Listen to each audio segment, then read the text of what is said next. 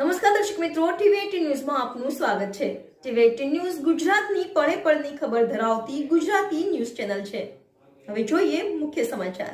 National Herald કેસમાં ED દ્વારા સોનિયા રાહુલ ગાંધી સામે ચાર્જશીટ દાખલ થતા સુરતમાં રાજકીય માહોલ ગરમાયો। સુરત શહેર ભાજપ દ્વારા નાનપુરા ખાતે કરાયો વિરોધ કાર્યક્રમમાં સુરત ભાજપ પ્રમુખ પરેશ પટેલ અને મેયર દક્ષેશ માવાણી સહિત મોટી સંખ્યામાં કાર્યકરો હાજર હતા। નાનપુરા કોંગ્રેસ કાર્યાલય નજીક જ વિરોધ કરવામાં આવ્યો। સોનિયા ગાંધી રાહુલ ગાંધી હાય હાયના નારા સાથે વિરોધ કરવામાં આવ્યો।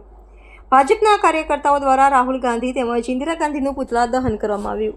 1938 ની અંદર નેશનલ હેરાલ્ડ નામનું એક અખબાર શરૂ થયું હતું, જવાહરલાલ નહેરુ દ્વારા શરૂ કરવામાં આવ્યું। તેના 5000 જેટલા શેર હોલ્ડરો હતા। 2008 માં આ કંપની કોંગ્રેસ પાર્ટી આ કંપનીને 80 કરોડ રૂપિયા જેટલી લોન આપી અને લોન માફ કરી દીધી। એના બદલામાં 5000 શેર હોલ્ડરો 10 રૂપિયાના લેખે 4 લોકોએ એક યંગ ઇન્ડિયા કંપની બનાવીને એના નામે ટ્રાન્સફર કરી નાખ્યા।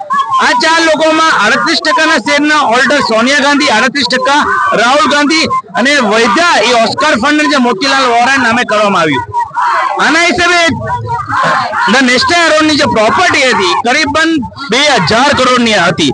ભારત સરકારની જાંચ એજન્સીએ આ સમગ્ર કૌભાંડ પકડી પાડ્યું છે। હું હૃદયપૂર્વક તેને અભિનંદન આપું છું અને રાહુલ ગાંધીની સીધી સંડોવણી આ કૌભાંડમાં છે તેનો વિરોધ અને ધરણા કરવા અમે લોકો આવ્યા છીએ। પુત્રો કોઈ બાળ્યો નથી, મને ખબર નથી, પણ અમે લોકો તો સૂત્રોચ્ચાર દ્વારા વિરોધ કરવા આવ્યા છીએ। વર્ષોથી આ લોકોનો જે નકાબ હતો એ ખુલ્લો પડી ગયો છે અને એના લીધે આજે દેશના દરેક ખૂણે ને દરેક રાજ્યોના દરેક શહેરોના ખૂણે વિરોધ પ્રદર્શનના આજે વાવટા ચાલી રહ્યા છે અને એ લોકોના પૂતળા બી જલાવી રહ્યા છે। આજે પ્રજાની અંદર, ભારતની પ્રજાની અંદર બારોબાર આના માટેનો હેરાલ્ડનો રોષ છે અને આ લોકોએ વર્ષોથી એમના શાસનમાં કરેલા ભ્રષ્ટાચાર અને એમને જે કરેલા કામો હતા એ આજે ઉભરીને બહાર આવ્યા છે। બસ અસ્તુ ભારત માતા।